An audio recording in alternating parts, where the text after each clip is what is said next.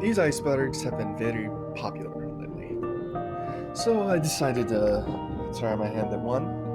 In this four-part series, I'll go over trollpastas. For those uninitiated, a trollpasta is either a creepypasta that is so bad it's just funny, or was written to be so. Without further ado, here is layer 1.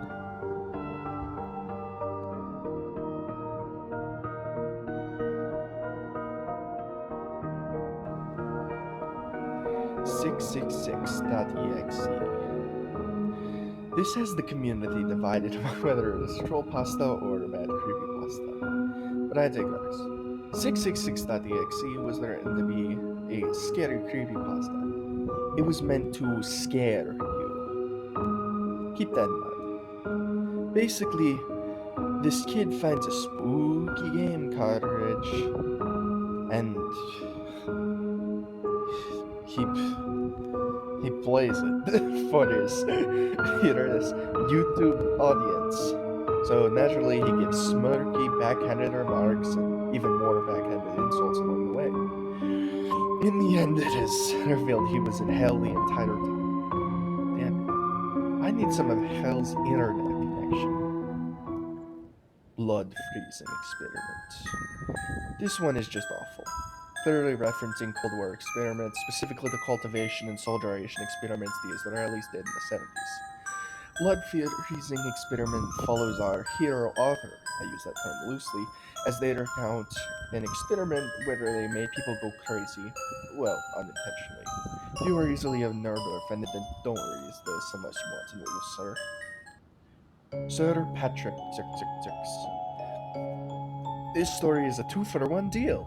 It comes bundled with the normal edition and the super special exclusive Sir edition. In it, our hero comes into contact with the most evil being in the universe. Evil Patrick. Complete with a monocle and the mustache.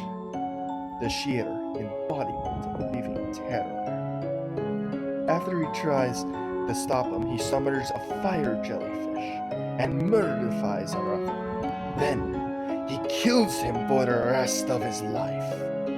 The worse her fate is known. SpongeBob Battle for Bikini Bottom 666 version. A story written by Josh Strider, just a hilarious parody of the now stale Lost Game creepypasta trope.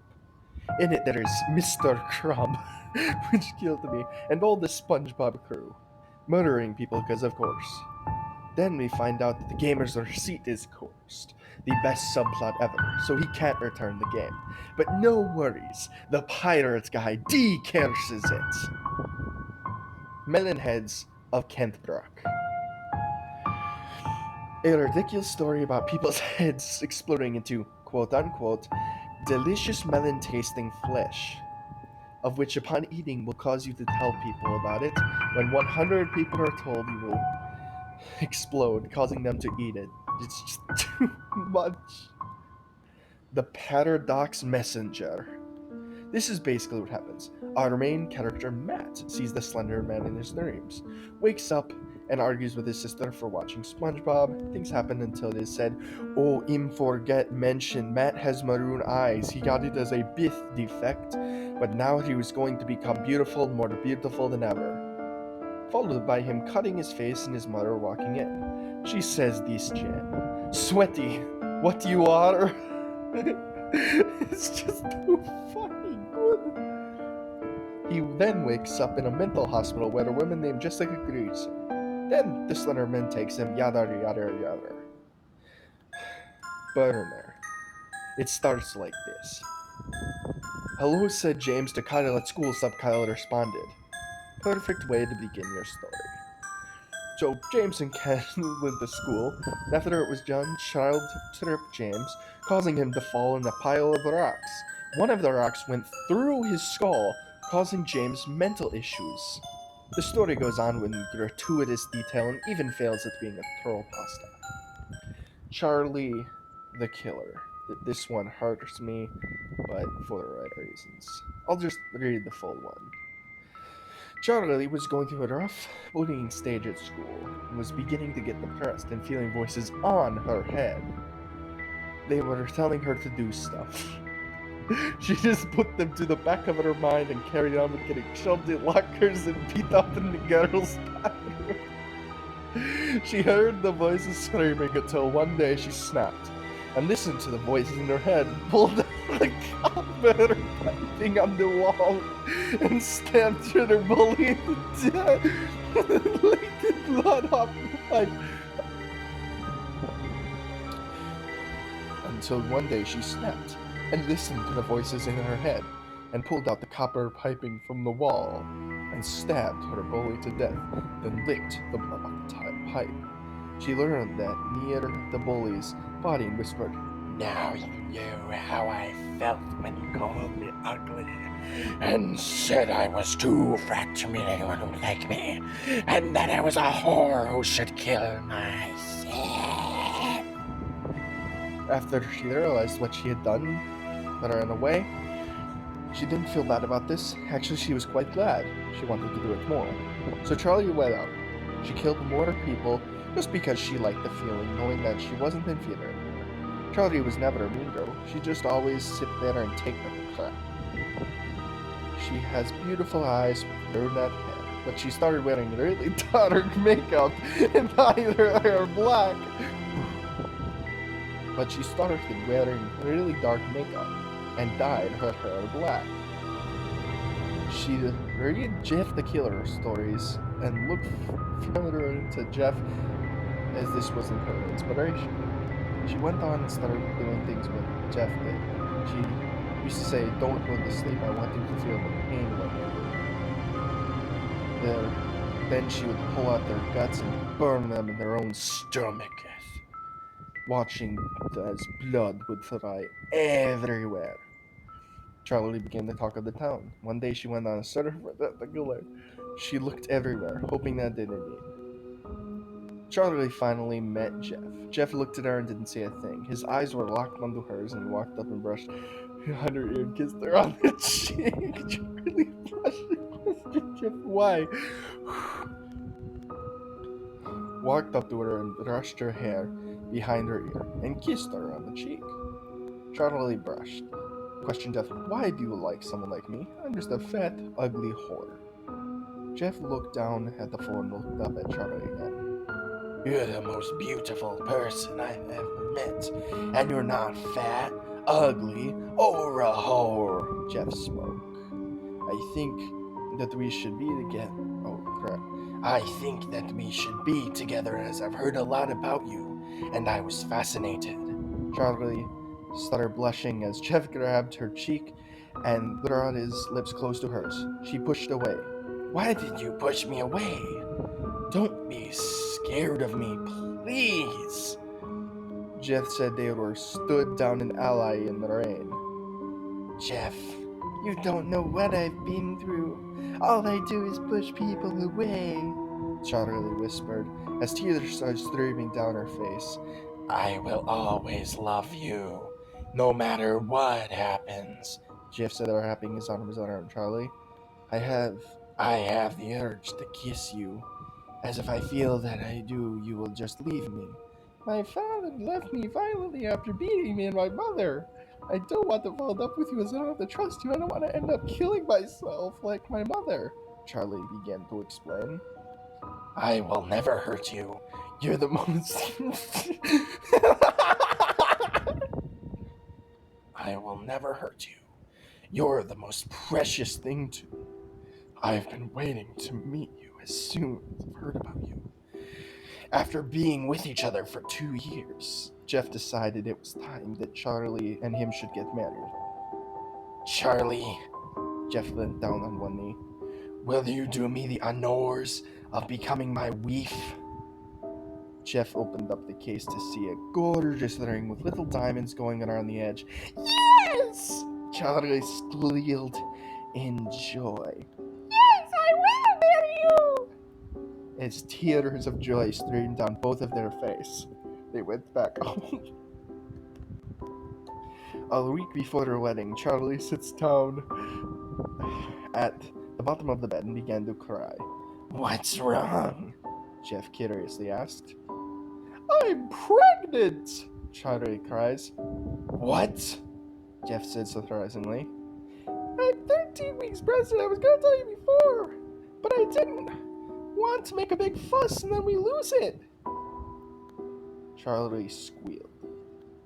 Jeff only responded with, "Charlie, this is great news." That's it. That's how it ends. That's how it fucking ends. What a load of bullshit.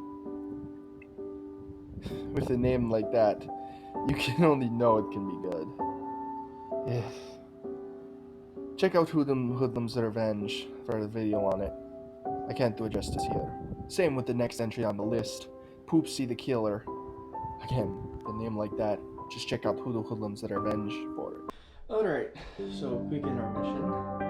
And this gives perfect time to talk about today's sponsor. I don't know, I think I heard something. This takes time to talk about today's sponsor. What is that noise?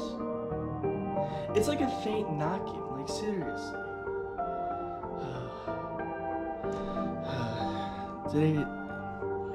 Today's what the fuck? That was definitely hard, right? Today's sponsor is son of a... Okay, well, after that strange intermission, let's go into lyric 2. The pee-pee poo-poo man. Again, I'll just read the story, it's very short. There's a name. You should never say this name. No, it isn't Vance. He will come for you, and when he does, you won't have a chance. He'll steal you in his black van. So never say the name. The pee-pee poo-poo man.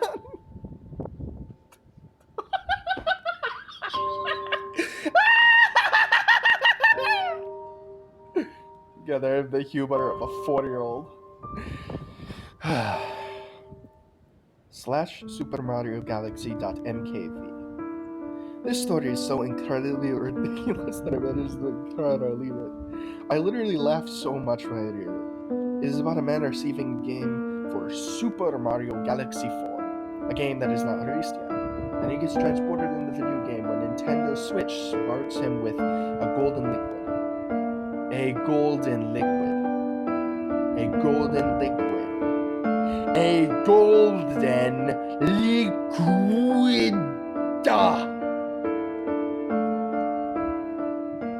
Fenway Park incident. Written to be serious, FBI manages to commit the cardinal sins when writing Creepypasta by mentioning other creepypastas, then being melodramatic, and the best shoehorning Jet the Killer, which is already awful, into it. It did end up being a Trollpasta due to this line, but none of it was real.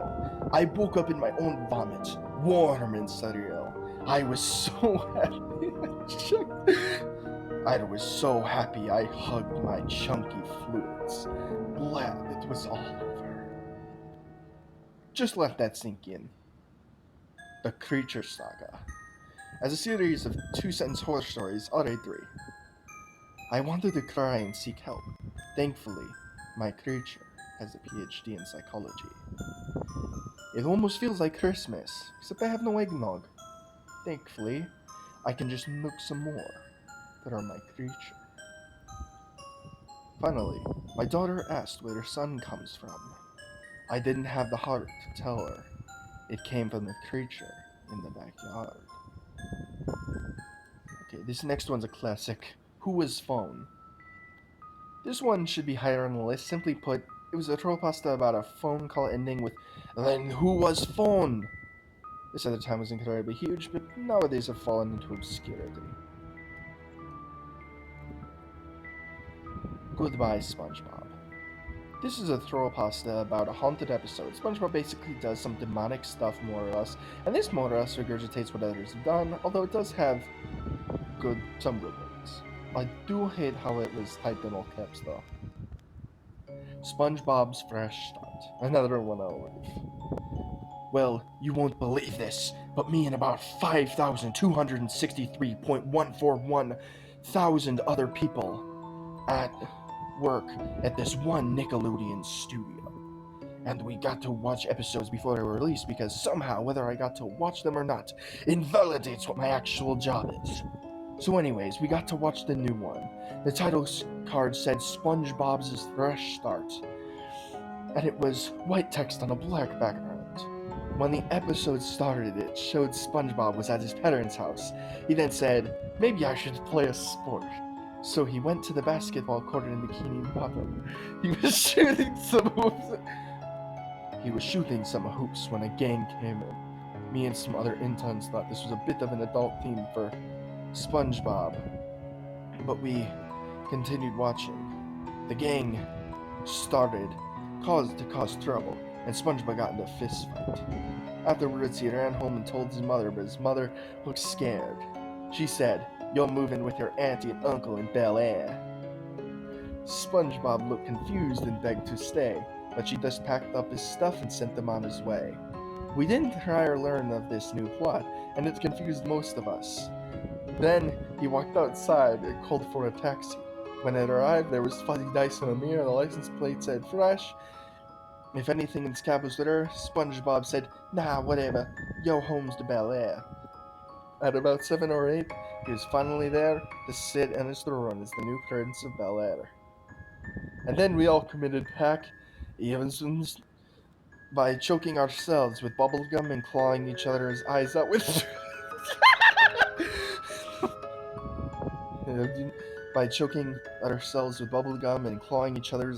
toothbrushes.